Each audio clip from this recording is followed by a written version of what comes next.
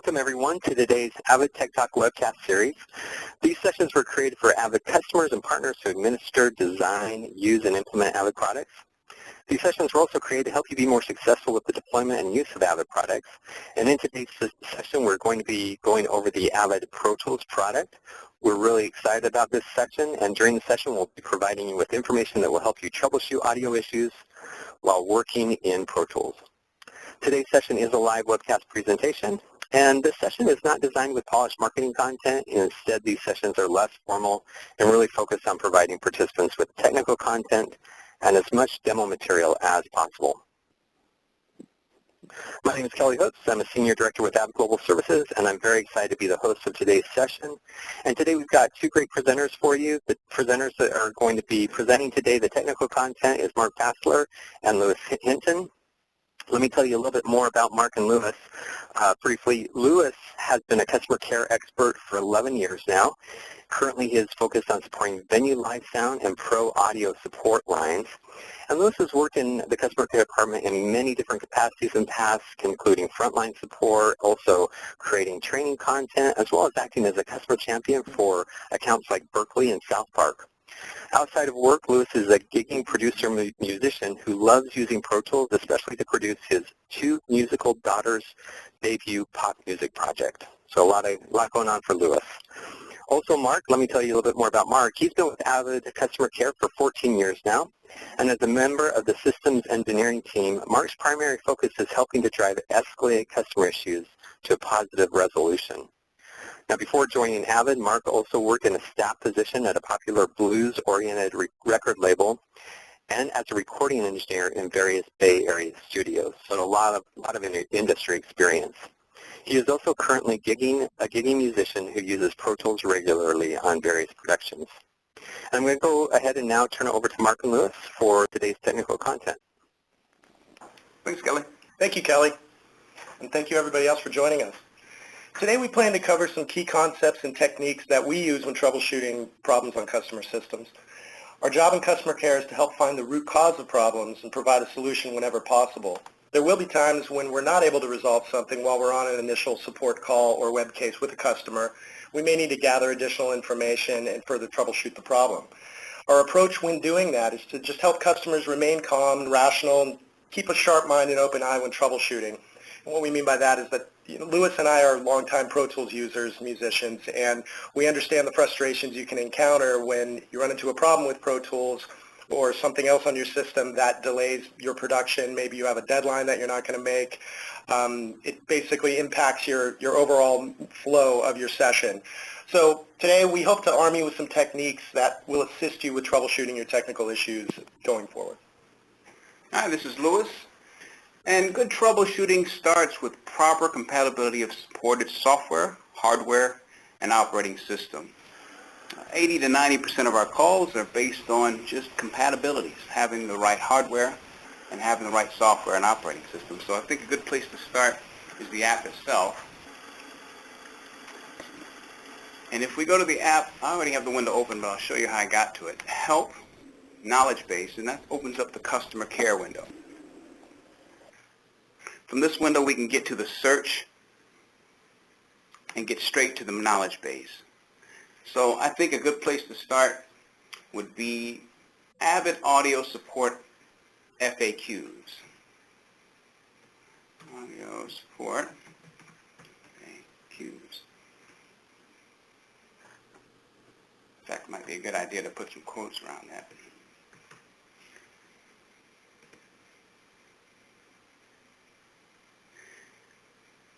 This will take you to some of the basic first questions you're probably going to have as far as Pro Tools, dealing with the iLock, and other general questions. Now past that, we want to find out our system requirements. So we're going to go to Pro Tools, 11, System Requirements.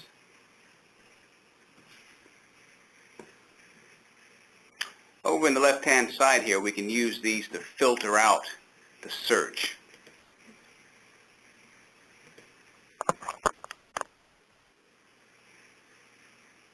In this basic requirement, in the basic system requirements, we can find out our Avid qualified computers, the RAM, operating system for both Windows and OS X. Anything to do with the iLock. Our Avid interface link is here, so we can go there and make sure that we're using supported interfaces. And also keeping in mind the not compatible interfaces that will not work. If we go further down, we can get to the Pro Tools HD11 system requirements. All right. That's much the same as the Pro Tools 11 system requirements. Only difference is it's going to be HD specific. So we have the machine control and satellite options. And also we have Pro Tools HD audio interfaces. And just as we did with the Pro Tools 11 and non-HD audio interfaces, we can check this site here and make sure that we have the supported hardware.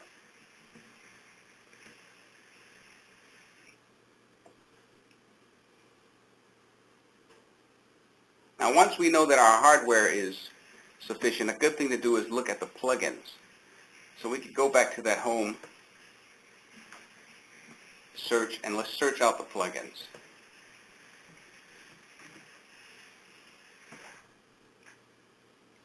Audio compatibility, and it'll take us to the Avid 64-bit AAX plugins for Pro Tools 11.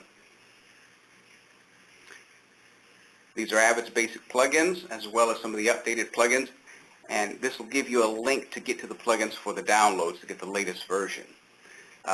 It's good to know where to look on the actual app as well to find out the plugin version. So let's do that in Mac OS X. I'm going to go to Finder, File, Macintosh Hard Drive, Library, Application Support, Avid, Audio, and Plugins. Now our AAX plugins are located here. I'm going to open that up a bit. You can always go Command-I, get information on your plugin, and that will tell you your version number. Also, you can see it gives you permissions information as well as far as your manual permissions, your access, control access for the permissions. So you can check your admin or system and make sure that's all set to read and write.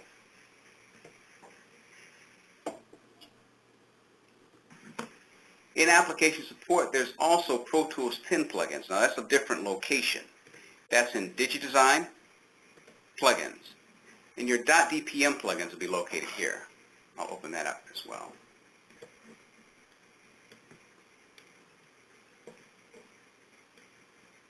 Now Mark's going to show us where the plugins are located on Windows. Mark? Thanks, Louis. For today's presentation, we'll be showing Windows 8 running Pro Tools 11. We do not support a co-install of Pro Tools 10 and Pro Tools 11 on Windows 8, so everything will be focused on Pro Tools 11 today.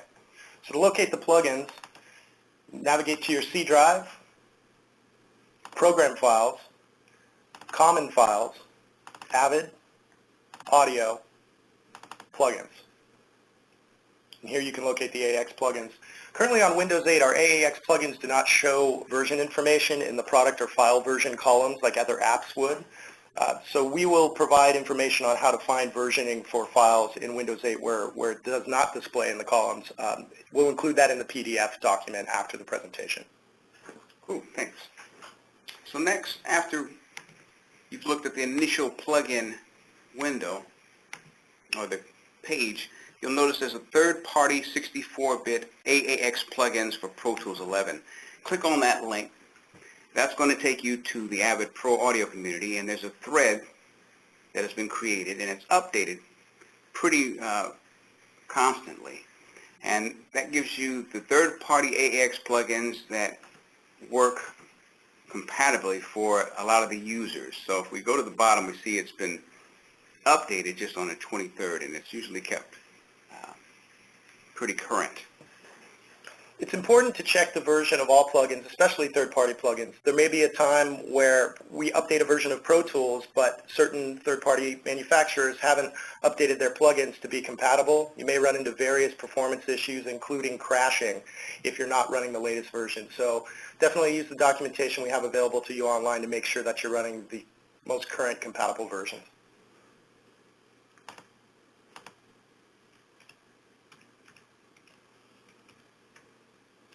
That takes us to optimizing your system.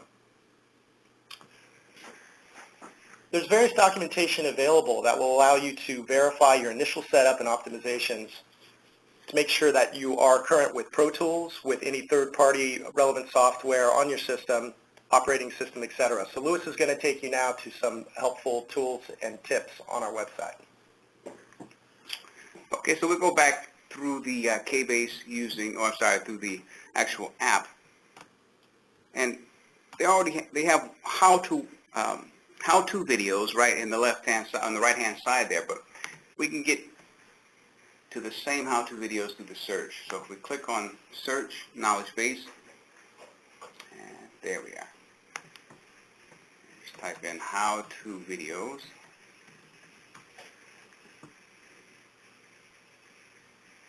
And let's go with audio.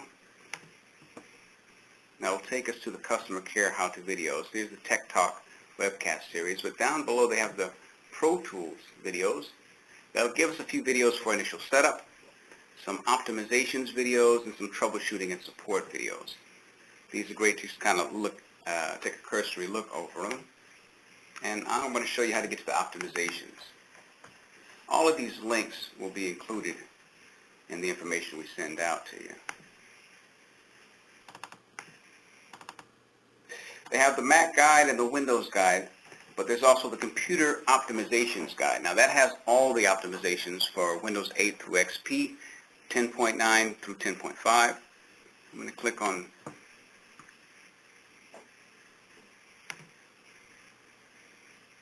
there we are. It gives you the optimizations that you want to run before you actually install Pro Tools.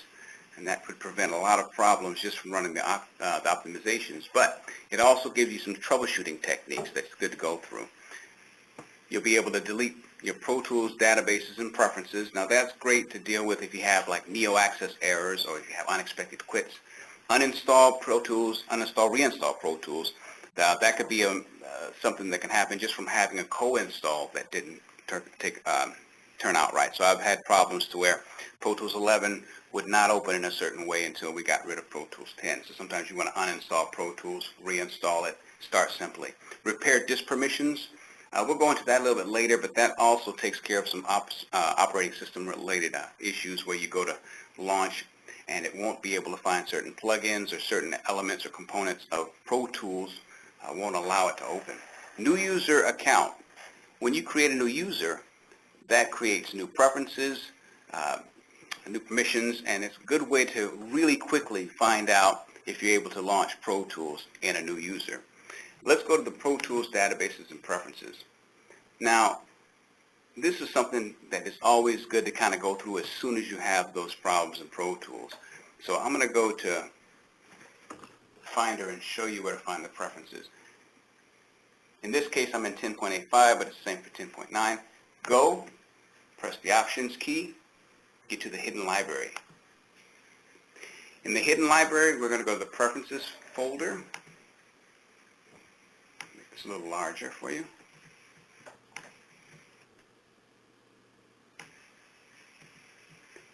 In the Preferences folder, there's Avid, Pro Tools, and your preferences. The Avid list file, the DSI prefs hardware, install AX plugins, plugin related, the PIO or your IO setups, and your Pro Tools prefs, Pro Tools current state, and your updater properties, which is related to the auto update notifications. You can trash those, throw them away, relaunch Pro Tools, and it recreates them. Also make sure that when you trash Pro Tools, you trash preferences, that Pro Tools is not open. Otherwise, it won't really be getting rid of the current preferences. You want to do that with Pro Tools. Shut down, trash your preferences, relaunch Pro Tools, let it recreate them. Why don't we jump over to Windows and show them where the prefs are located there? Cool. So on Windows, you navigate to your C drive again. You go to your users folder, the user that you're currently logged in under, and you'll need to go to the app data folder, which may be a hidden folder. So in that event, you can go to the View tab at the top and check hidden items if you're not showing the app data folder. To be able to view that, in app data, you would then go to Roaming, Avid, Pro Tools, and you'll see the same preference complement that Lewis had on Mac. Trash those. Next time you launch Pro Tools, those will get rebuilt. Thanks, Mark. Let's see if we can get back over here. There we are. Now, while we're here, I might as well show you where the core audio is located, because if you have core audio issues where you don't seem to be connecting with your hardware, or maybe the core audio is having some conflict with other drivers, or maybe it's not even installed, here's a place where you go to see if it's installed. Macintosh hard drive, library, audio, plugins, HAL. And you have a few things in there, but the core audio plugin should be in there. And see, in this case, I have a core audio plugin zip and some other things. I could remove all that, just have the core audio plugin in there, relaunch everything, and see if that took care of the core audio problem.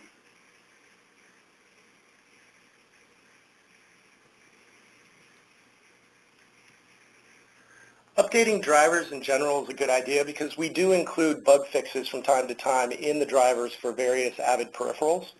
So Lewis will jump to the website here and show you where you can find the latest drivers for Pro Tools and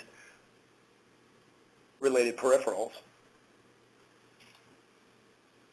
All right, so we're going to go to Home. A couple places you can just go to Support after it comes back to us. Okay, there we are. Support and Audio Drivers. Although I'm not getting it together. Here we go. Audio Drivers, or we can go to the Downloads, Audio Downloads, and your audio device drivers are there too.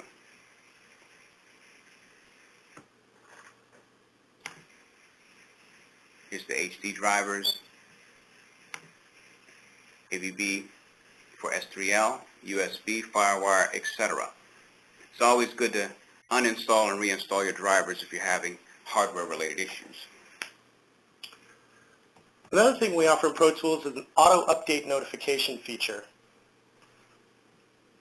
I'm launching an older version of Pro Tools here. This is 11.2.2.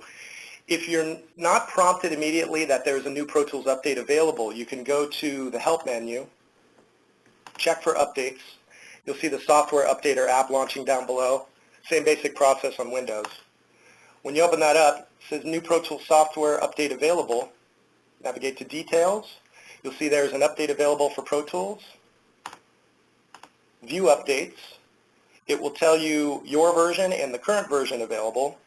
Drop that down, and you'll see here a link to the Pro Tools 11.3 Info and Downloads page, where you can find all the information regarding the latest update, including a link to the README docs, and also information on how to log into your Avid account and download the latest software.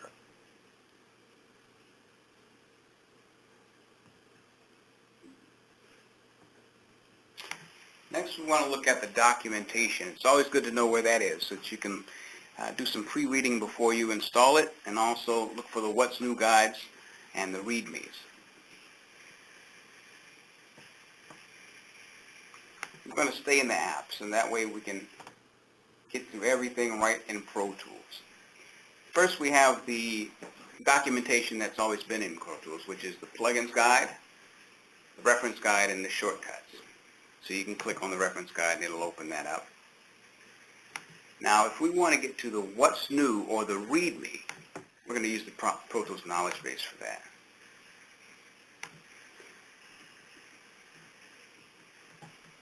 So I'm just typing in documentation.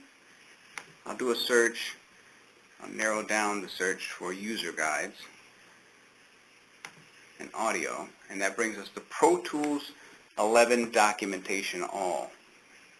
This is all the documentation for Pro Tools 11, the READMEs, the Pro Tools software, hardware peripherals, and control surfaces there. What we're going to look for is the What's New in Pro Tools 11.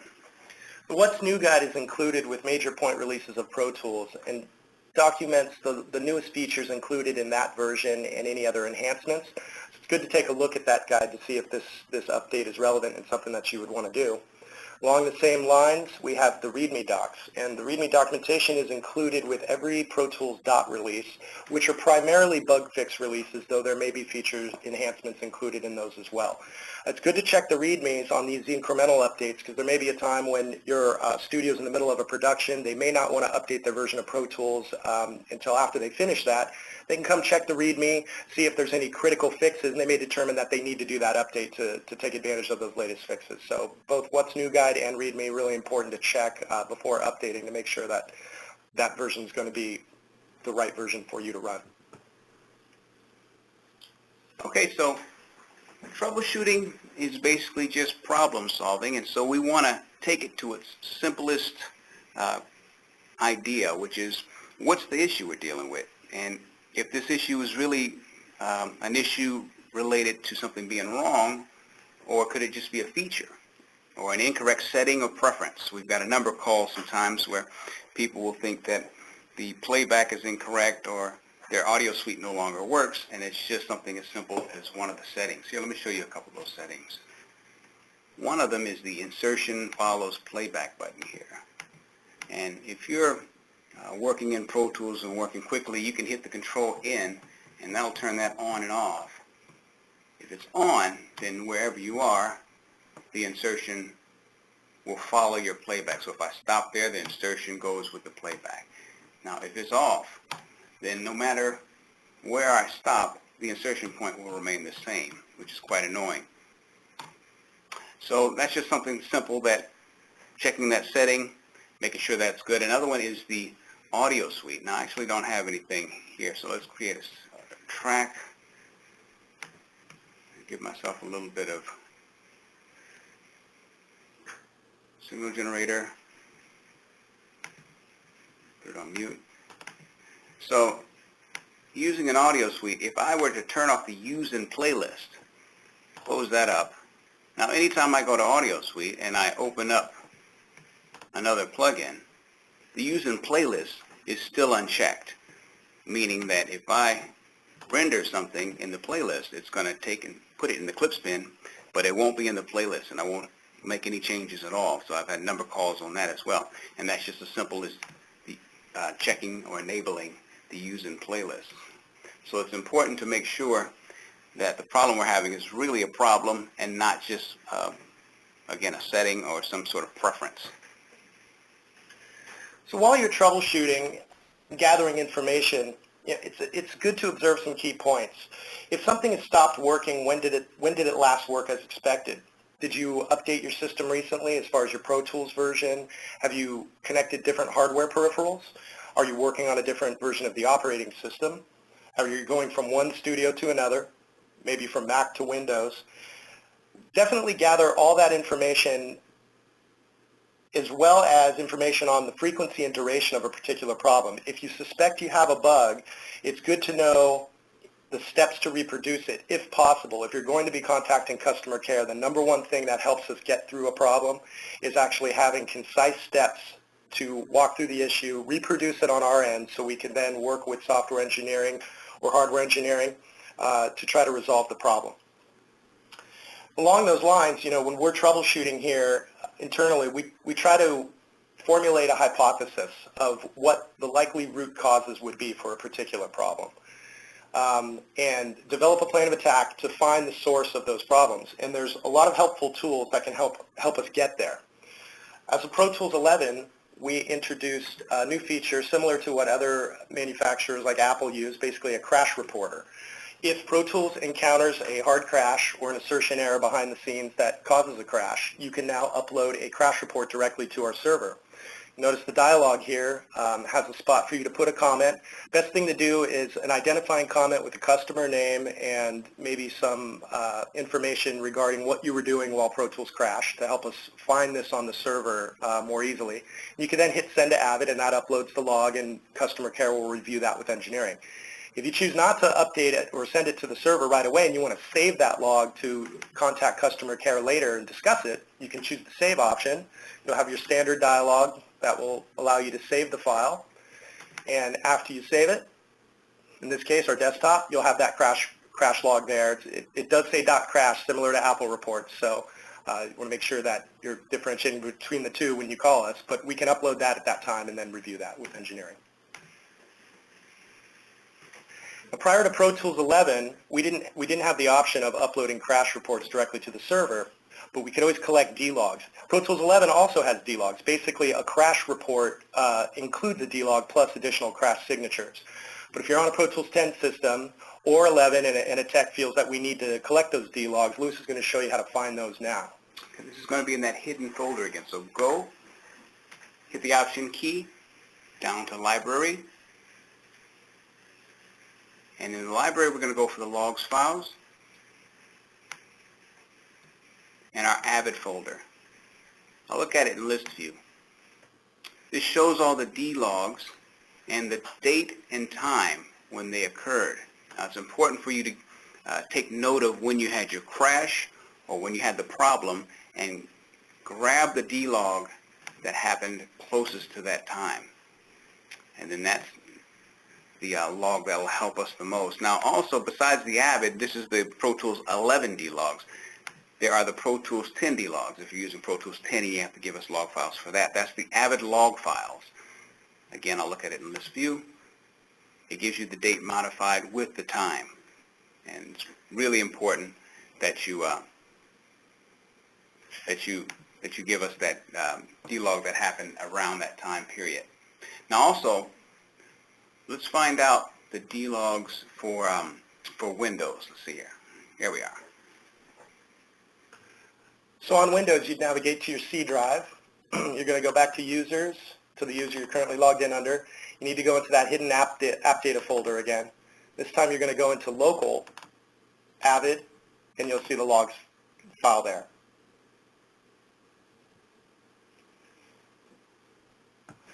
Other helpful logs to gather would be Avid Video Engine logs.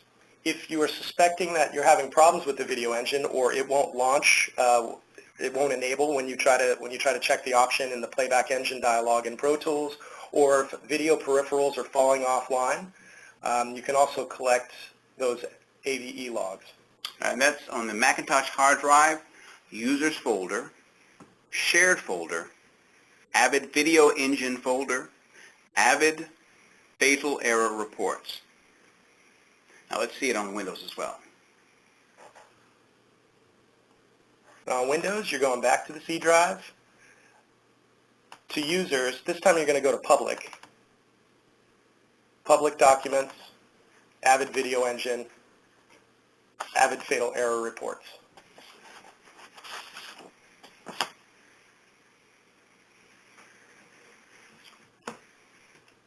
Great. Another tool that helps quite a bit is just the Apple System Profiler or Apple System Report.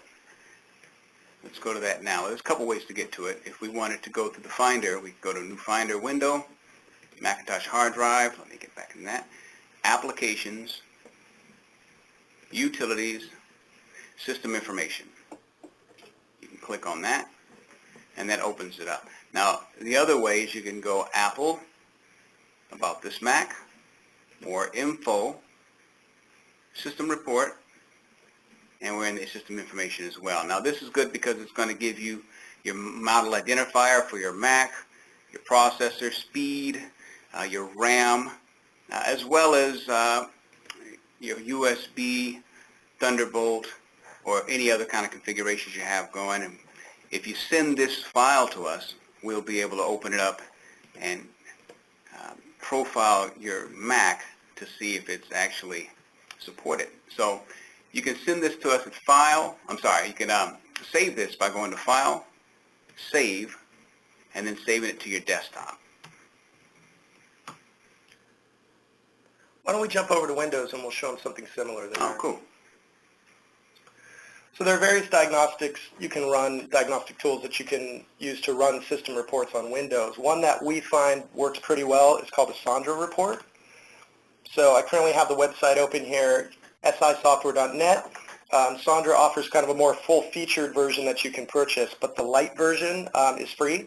You can download that, run the report very similar fashion as the Apple System Report, and what that will do is provide you with this Sandra report here, which can contains much of the same information as an Apple system report. Info on your CPU, installed RAM, video cards, any other display, peripherals, hardware, hard drives, etc. So collecting Sonder reports can be very beneficial on the Windows side as well. Okay, so the next tool we should check out is the disk utility. If we go to Applications, Utilities, Disk Utility. This is where you can verify and repair your disk permissions. So that'll just take and make sure that any problems that you're having in permissions as far as being corrupted from unplugging or replugging drives or any kind of directory problems could potentially be corrected. Let's go to the activity monitor because that's good to check out too. That's Macintosh hard drive, Applications, Utilities, Activity Monitor.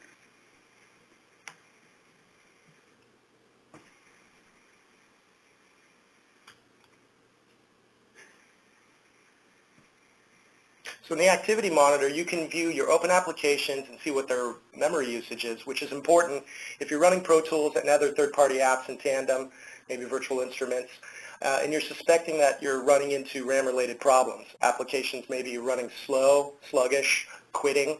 You can come here and you can check in the real memory column the actual usage. You can also check disk activity down below. And you can check disk usage as well, just overall health of your system to see what's going on if you are suspecting memory-related problems.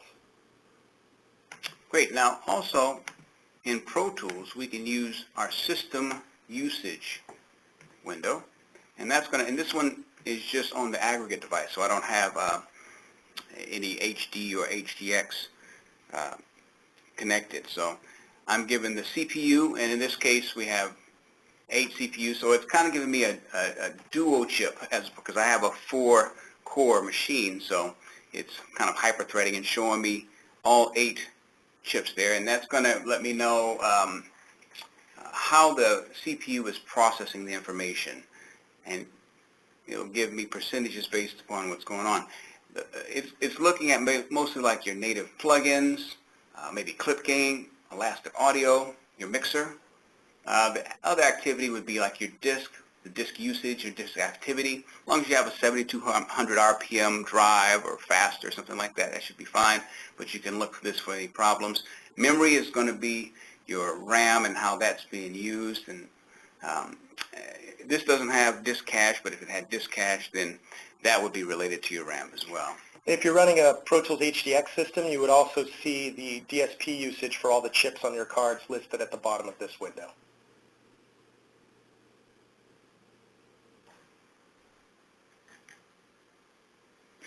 All right, so we went through the disk permissions in the disk utility, and so that is also what you can do for any problems you're having with launching and not launching or having pace-related issues where the permissions seem to be out of line. So one thing you can quickly do to check it is that new user that I showed you before, or we talked about.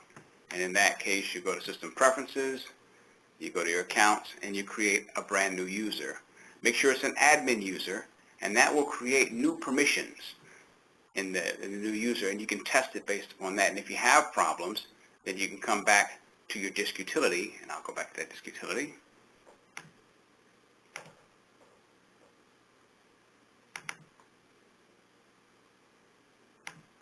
Highlight your drive, run repair disk permissions, and let it correct that.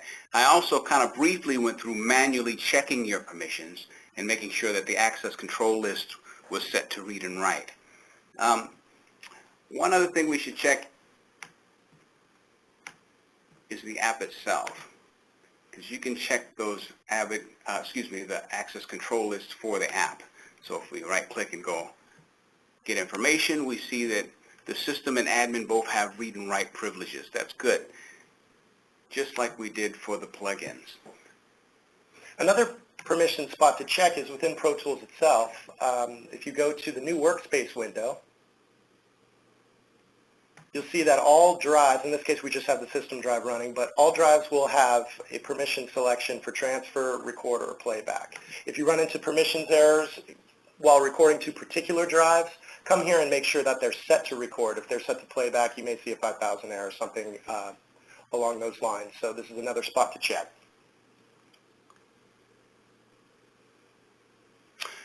Okay, using the process of elimination, we kind of just want to go through all the unnecessary components, remove any hubs, additional interfaces, break everything down to its bare Pro Tools, your Pro Tools computer, and your interface.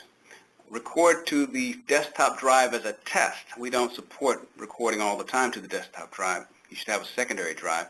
But as a test, just to see if this happens to be related to drives. Simplify your workflow.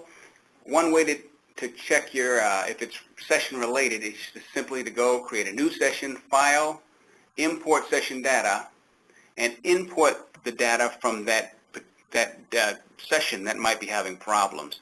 If it seems to run fine in a brand new session, then that lets you know that that was probably session related. You can also import individual tracks to see if it has to do with a particular track that's having the problem. Another thing that we can look at is changing your playback engine setting if, in fact, you encounter a problem where you're not able to pass audio or you suspect it's hardware related.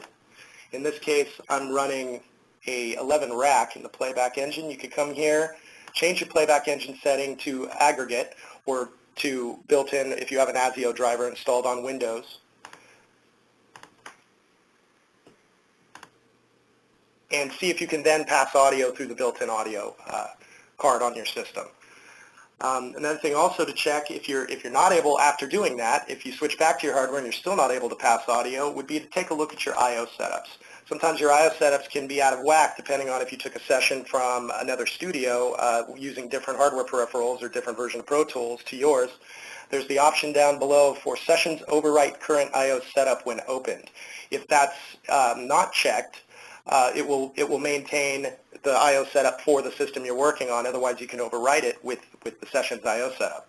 So another troubleshooting technique is if you're still not passing audio, you can go to the input, output, bus, insert tabs up at the top.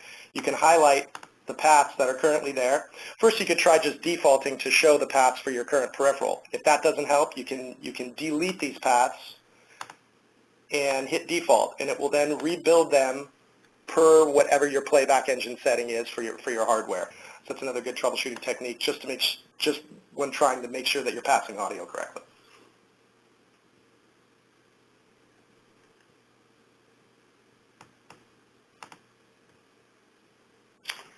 Pro Tools AAE errors, there are a number of errors that you might get with plugins, and one thing to at least figure out if it is plugin is to go to your session and launch that session without plugins. So you can go to File, you can open up, you hit the Shift key, go to your session. In this case, I'm going to open one that has a lot of plugins on it. I don't save that.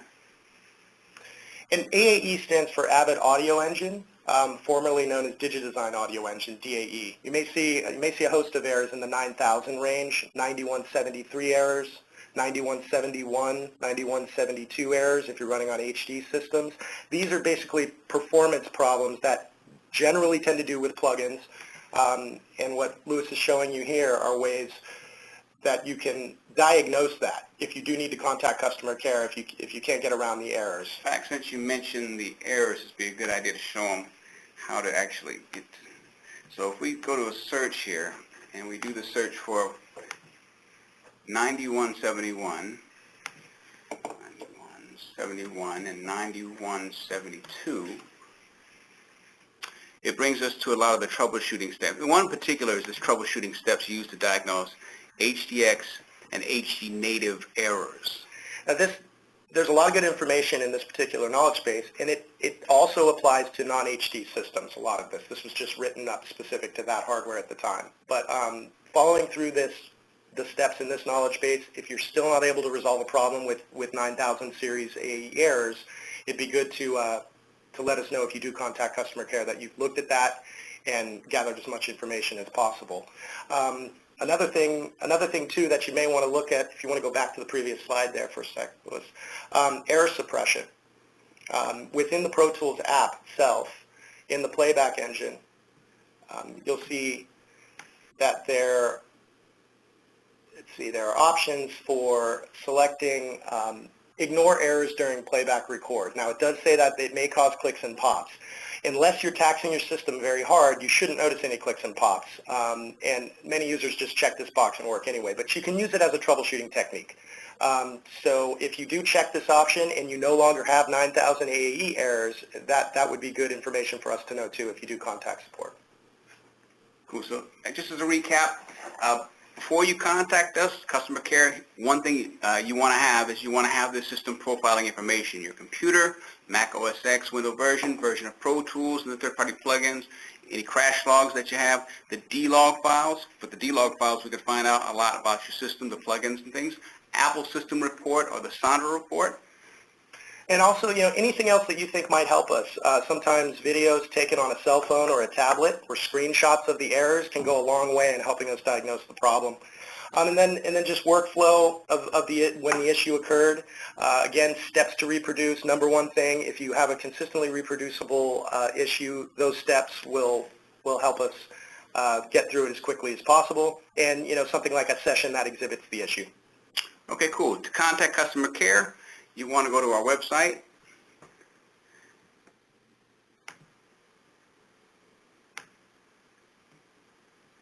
Back to the customer care. You can scroll down to the per incident support or the Avid Advantage support plan. This will tell you all about grabbing an Avid support code to call us, and this will tell you about finding out more about the year of support, whether it be standard support, expert plus, or elite. Okay, so I think it's about time we get to some of the questions there, if we could. So let's take a look and see. Did you see anything there? Let's take a look. Okay. Would the optimization options help with audio suite plugins that are slow to load and respond to operation? Some of my audio suite plugins take a good 20 to 30 seconds to load and are slow reacting to adjustments. That's from Jill. That doesn't, I think the optimizations would probably help just trying the new user, just to find out if it had anything to do with the permissions, and that also is going to start with a fresh preference. So that. Yeah, and also anytime you have something that's slow to load or reacting to adjustments, check your RAM. Make sure that you don't have a bunch of background apps running. Sometimes Pro Tools will be moving along just fine, and all of a sudden it will get sluggish. You don't realize you have other apps going in the background. Collecting a D-log file, since you're not seeing a crash here, you probably won't be prompted to upload a crash log, but getting a D-log file, if you can't resolve the problem and it continues to happen, contact customer care with those logs. We can see which plugins are loaded and try to diagnose it from there. Okay, question from Stephen. What is the recommended upgrade sequence? Do we need to install 11.0X to 11.0Y version? Well, with Pro Tools 11 on Mac and Windows, you can update from the previous version. We do recommend updating from a clean install if possible, but you don't have to. It's not mandatory. You can go ahead and just do the drag and drop update from one version of 11 to another. Oh, okay. Also, how can I run Pro Tools without an audio interface connected for just listening to a mix? So as I was showing you before, if you want to switch back over to my screen here. Let me see. All right, go ahead. Thank you. In the setup menu under Playback Engine, for example, I was running 11 Rack as the Playback Engine before. I switched to Pro Tools Aggregate, which is the built-in audio. On a Windows system, you can do so. There's a free driver called ASIO for All. You can download that and install it, and you'll be able to switch your Playback Engine to a built-in sound card, basically. If his sound card is ASIO compatible. Correct.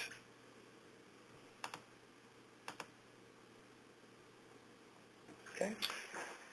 See if we have any other questions here. Well, we have a question on what does trashing preferences actually do?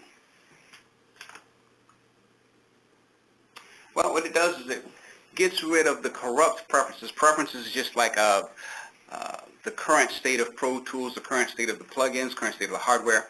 When we trash them, and I mentioned what each of those preferences represents, then time it relaunches in a clean state, and that way it could potentially get rid of whatever the corruption was. Okay, it looks like we got another one just came in. I'm getting occasional clicks and pops when recording VO sessions. It's not entirely caused by mic technique, and he's laughing about that. How can I prevent this? Is it buffer size stuff? Also, how can I eliminate them once recorded? Well, clicks and pops, that could be clocking. Yeah. If you're, depending on what interface you're using, if you're clocking externally to word clock or you're feeding an external mic preamp, I don't know exactly what the configuration, your config is, but number one reason for clicks and pops. inbox. Okay, so you're on an inbox. If you're running on an internal clock, and you don't think it's clocking related, it could be performance related. Setting the buffer. He said internal clock, so there's no external clock. He's not using any external clocks, which, so at that point, it's just the inbox by itself. Granted that your levels are fine, that they're not, overdriven. And he says not sure what internal clock is. That's just the internal clocking of the inbox itself. You don't have an external clock connected through the SPDIF connection. I'm going to get you there. Yeah, we'll show you right now. So Yeah. back over to the Mac system here. I'm going to switch my playback engine back to 11 rack so I can show you where you can change the clock. This would be relevant to MBOX as well. Okay, so one spot to go would be to your setup menu, hardware, and you'll see here clock source, internal, and we have the option for digital SPDIF and AES EBU. So if we were bringing in signal plus clock from an external mic pre or something, you can change it there. So you should have the same options for your MBOX. Make sure it's on internal. Okay, so he's not using that. He's on an internal. So I guess the other thing to ask is this just a audio track that is in Pro Tools, no plugins on the audio track? That could be causing it. A simple mono track, yeah? So clicks and pops, simple mono track on inbox. So with a few plugins. Okay, so if you get rid of the plugins, right, if we just start with a brand new session, brand new track, record enable it, without the EQ, DS, or any of that stuff, and we record the levels, do you hear clicks and pops? Occasionally. Okay, another thing to check is go back to the playback engine like I was showing you before on the ignore errors during playback record, and could that be checked? make sure that in this case is unchecked, Yeah. because there are instances, depending on the plugin count, depending on the system resources being used, where you can encounter the clicks and pops. It's not common that you would see that, but make sure that that option is unchecked to help diagnose this.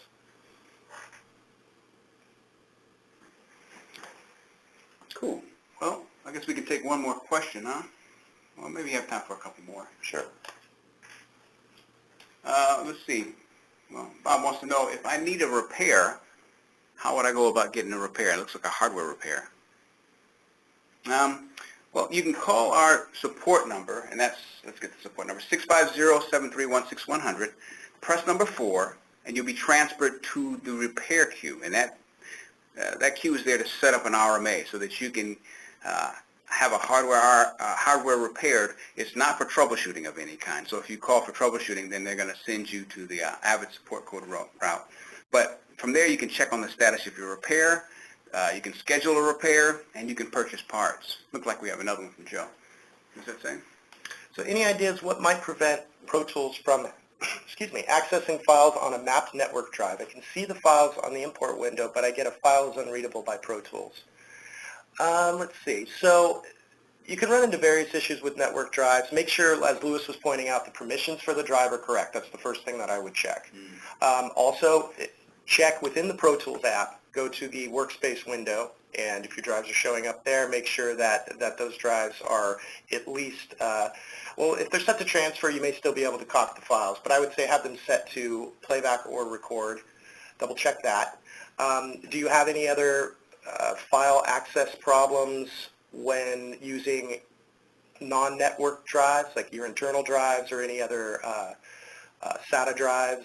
FireWire or Thunderbolt drives connected? Is this only with map network drives? Let's see if we have a reply here.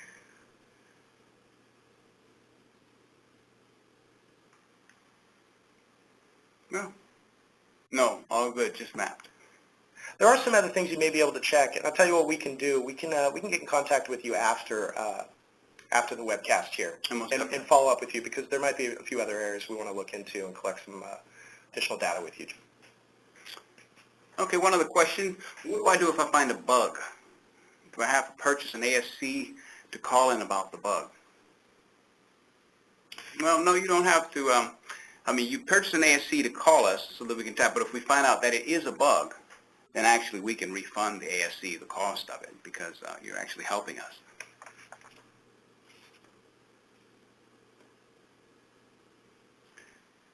All right, so it looks like we're going to give it back over to Kelly now. Hopefully this has been helpful to you. If you need any further help, then you could let us know, and hopefully we can answer those questions for you. Thanks for the time. Thank you for joining, everybody. Fantastic. All right. Mark, Lewis, thanks so much for conducting today's Tech Talk session. We really appreciate the information and your time today. And any questions that we were not able to answer will be addressed in the QA PDF that's going to be published alongside the recording in a knowledge base article in the next few days. And this will be after Mark and Lewis have an opportunity to document the answers to each of the questions. So please anticipate that coming to you in your inbox. Also, if you found today's session useful, we also want to suggest some additional training options to help you be even more successful with Pro Tools. For those of you looking to gain user certifications for Pro Tools, there are several tiers of user, operator, and experts for music and post-production, and work surface and console operators and mixers as well. These classes are available at Avid Learning Partners at over 500 locations worldwide, so you might want to check that out. Also, for those looking for technical certifications as an Avid Certified Support Representative, we do offer a Pro Tools 400 ACSR Pro Tools system in Avid regional offices. This blended course has 3 days of self-paced online content, followed by 2 days of intensive hands-on instruction with installation, upgrades, troubleshooting techniques, Pro Tools systems. So again, some great classes out there that you want to check out. If you're interested in these, please go to avid.com/training and click on the Find a Course and Enroll link to find out more information on these classes and to find specific instances of these classes in your region. All right, we want to thank you for taking the time again to attend today's Tech Talk webcast series. We hope you found the information valuable and useful. Please visit the Tech Talk registration page to register for additional Tech Talk sessions. New sessions will be posted regularly, so please visit often. As we plan the next webcast series, we want to make sure that we include topics most valuable to our customers. So in the next 24 hours, you will be receiving a survey invitation to give us feedback on today's session. In the survey, you will be able to also give us feedback on other topics you would like covered in a future Tech Talk session as well. So please take a few minutes to complete the survey to provide us with this valuable feedback. Please also feel free to send questions, comments, or additional feedback on today's session to avidglobalservices@avid.com. And with that, I'd like to wrap up the session and thank you once again for attending today. Thank you very much.